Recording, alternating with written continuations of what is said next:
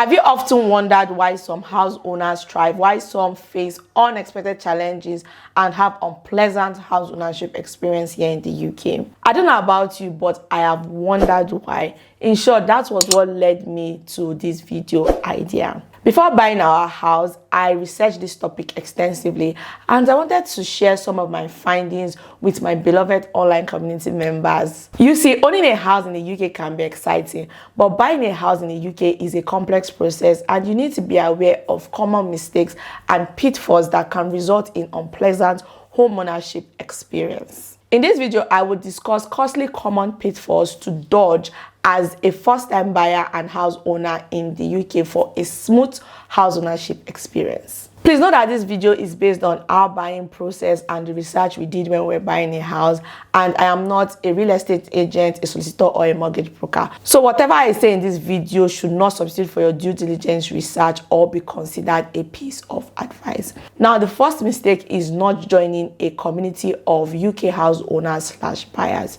You see, joining a community of UK house owners / buyers will provide you with insiders, information and moral support. Now, when we're buying our house here in the UK, I joined a Facebook community of people who bought house with our developer nationwide within the UK and who are living on the developments we will be living in. And I must tell you, that was one of the best things I did because I got all the scopes and all the gist, and it just put my mind at rest to know that the developer was not as bad as I thought, or will not be as bad as some horror stories I've had about first-time buyers buying a new build here in the UK. Likewise, joining a community would give you ideas on what to do after you moved into your house or before you moved into your house, and it will also give you ideas on what to negotiate for or how to even negotiate. So it's very important to join a community so that you know you are just in good hands, or you're in company of people who are doing the same thing as you are doing, and you will not lack information, or you'll just be in the know. The second is neglecting a budget and overstretch. Now, buying a new house can be exciting,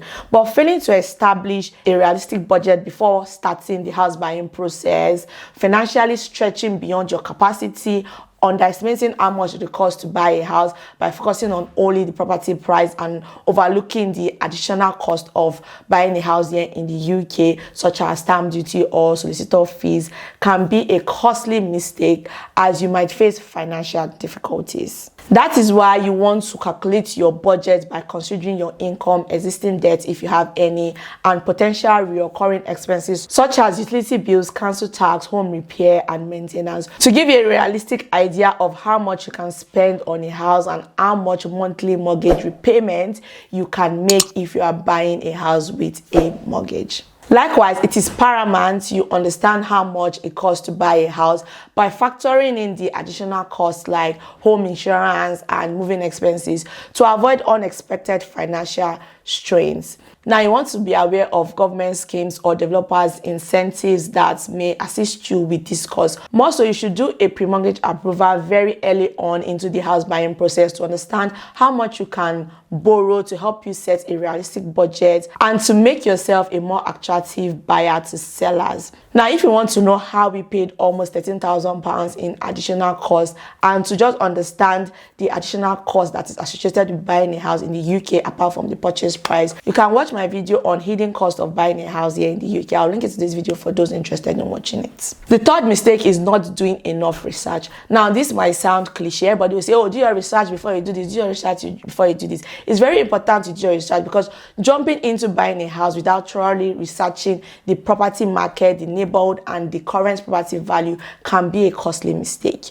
You want to research extensively, considering factors like the local amenities, future developments, and property trends. You want to understand the market to help you make informed decisions. Also, researching the property and its location regarding your lifestyle will help you know if you would have a pleasant experience owning that property, because you would know if the way you live will be suited for that area. For instance, my family and I are more of an indoor kind of people because we work from home, so we spend most of our time at home. Although I'm a kind of person that my proximity to where I live and to places where I need to be to is very important to me, but I can forgo that to have a good property to make sure that I have a pleasant experience living in that property because I spend most of my times indoor and I don't mind traveling the extra mile to get things done. But if you're that kind of person that you are not an indoor kind of person, you like going everywhere, and proximity is a big deal breaker for you, you need to consider that when buying the property. Now, what common mistakes do you think people make when buying or owning a house here in the UK? Share your thoughts in the comment section below,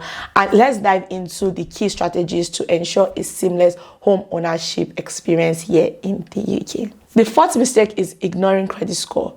Now, whatever you do during your house buying process, do not underestimate the importance of having a good credit score in securing a mortgage with favorable terms.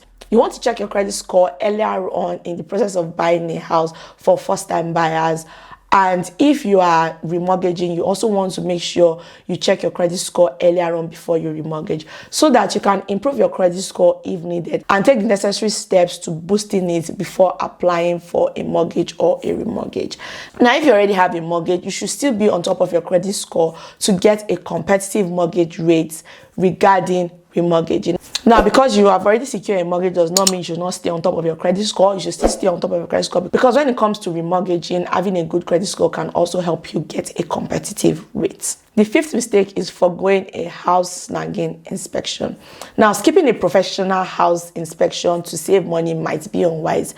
There might be structural or cosmetic property damage that you might not detect quickly after you move into your property that a professional snag surveyor will notice. You want to invest in a thorough house inspection to identify potential issues. It can save you from costly repairs further down the line and even give you a negotiation leverage, especially if you are buying an old built house. The sixth mistake is ignoring professional advice. Now, not seeking professional advice or rushing through the legal aspect of buying a house process could result to unpleasant experience. You want to consult with a solicitor to ensure a full understanding of the legalities of buying a house.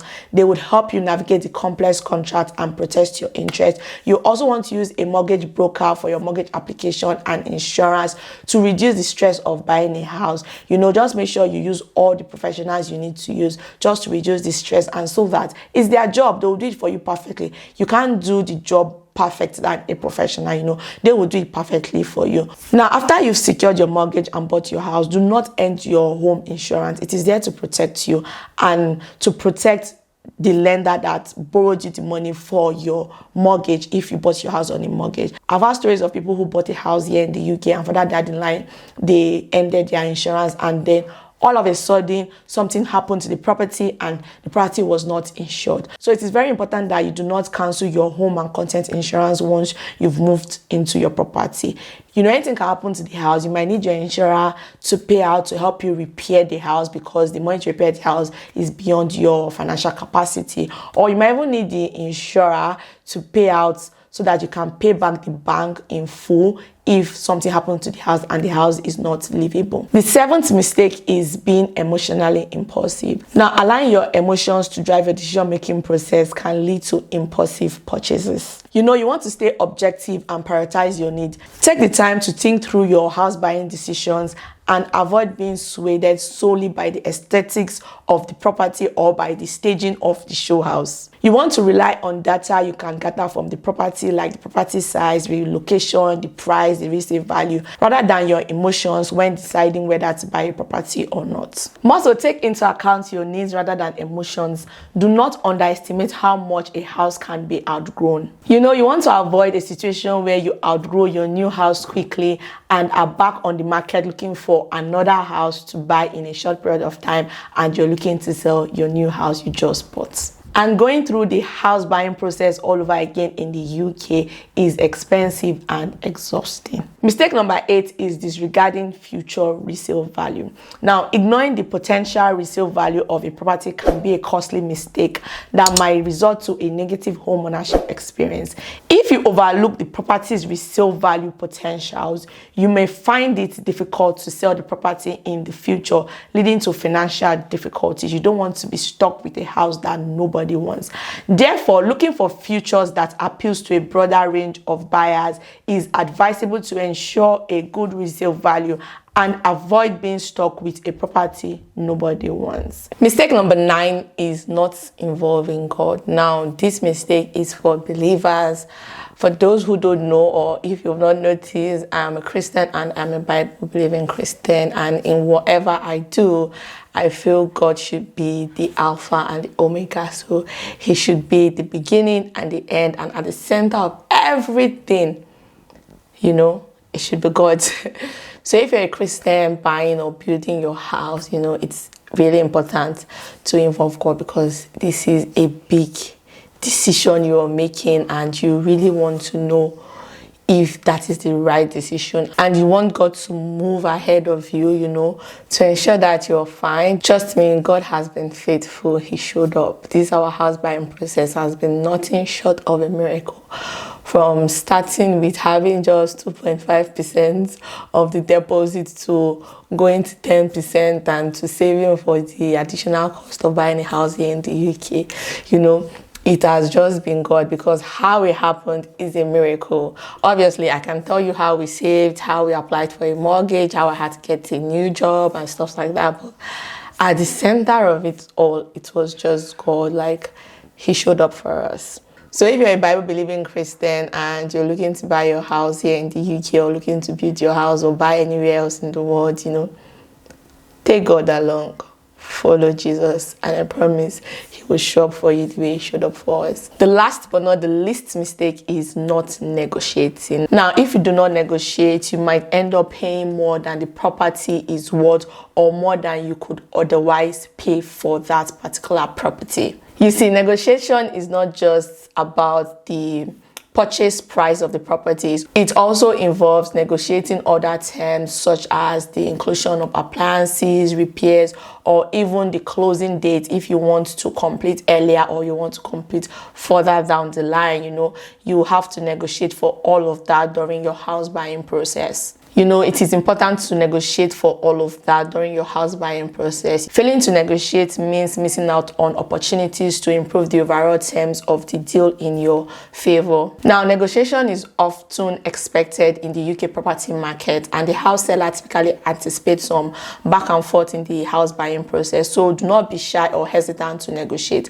as it is an expected market norm. By being mindful of these potential pitfalls, buyers and owners in the UK can navigate home ownership more smoothly and make informed decisions. With this, we have come to the end of the video. Kindly let me know in the comment section what other topics related to house ownership you would like me to make a video on. Bye for now, and thanks for watching.